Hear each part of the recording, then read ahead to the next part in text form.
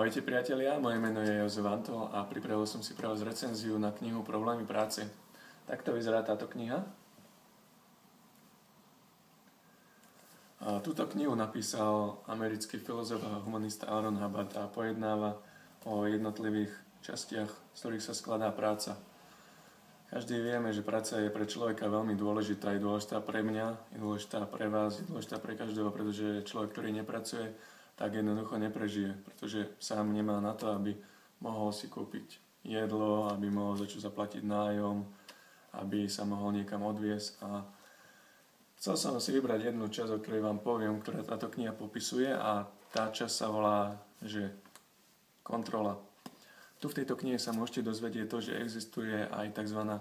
Pozitívna kontrola. Kontrola to nie je vždy len to zlé, jak prídu nič v zlom, policajti zabásnú niekoho, alebo prídu ľudia z nejakého úradu a začnú vám kontrolovať účtovníctvo, či máte v poriadku. OK, to je nejaká kontrola a častokrát ľudia majú práve toto zadefinované, že toto je kontrola. Takže kontrola v skutočnosti je oveľa jednoduchšia vec.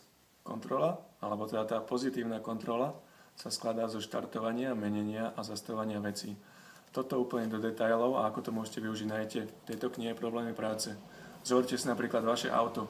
Keby ste neboli schopní to auto naštartovať, keby ste neboli schopní to auto, vidíte zákrutu, potrebujete odbočky, keby ste nepotrebovali, alebo keby ste nevedeli zmeniť jeho smer, keby ste nevedeli na červenej a na semaforoch zastať, tak potom jednoducho nie ste schopní to auto kontrolovať.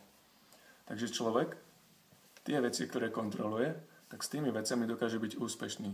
Má nad nimi dobrú kontrolu, vie ich štartovať, meniť a vie ich zastavovať. Takisto je to aj s rôznymi oblastiami života. Keď človek má v nejakej oblasti skutočnú kontrolu, tak jednoducho je schopný tú časť života alebo tú oblasť pozitívne ovplyvniť.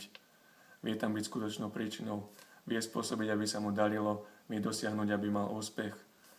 Jednoducho, toto je kniha a v nej sa dozviete viacej. Nechcem vám povedať úplne všetko, pretože najlepšie bude, keď to naozaj prečítate vy sami a objednať si môžete napríklad na dianetika.košice.sk, tu je dole link.